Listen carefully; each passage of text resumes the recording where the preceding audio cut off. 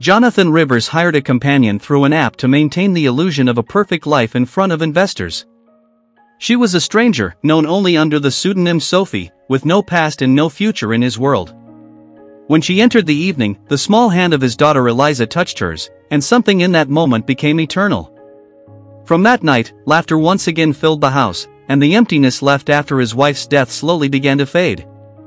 Jonathan stood before the mirror in his apartment on the top floor of a skyscraper in downtown Lakewood City.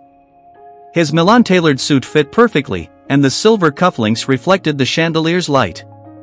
But his gray, weary eyes betrayed his loneliness. On the table lay a photograph of his late wife, Alice, holding baby Eliza in her arms. Cancer had taken her 2 years ago, leaving Jonathan alone with his daughter in the vast company, Sunrise Innovations. Sophie was preparing for the evening, adjusting her midnight blue dress, hiding her anxiety behind a practiced smile.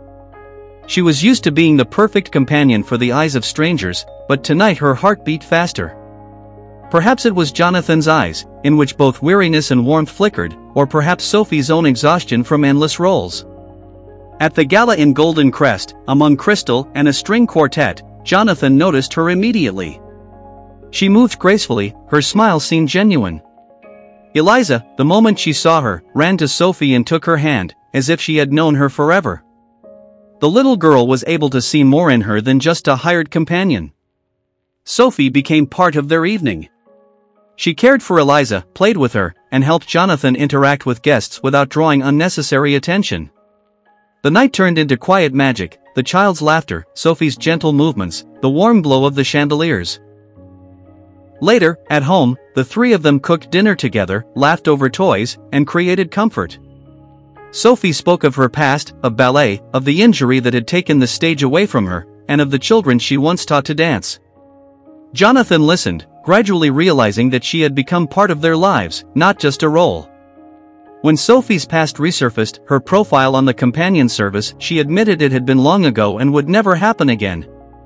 She did not want to lie. She had already chosen them. Time passed. Sophie became Eliza's mentor. Together they danced at home and in the studio Jonathan had founded in memory of his wife. The house filled with laughter, warmth, and light. Eliza called Sophie Mamali, and Jonathan finally understood that happiness could be built, not just awaited. Love and family came not from chance, but from presence, care, and sincerity. The small hand that touched Sophie on the very first evening became the bond that changed their lives forever.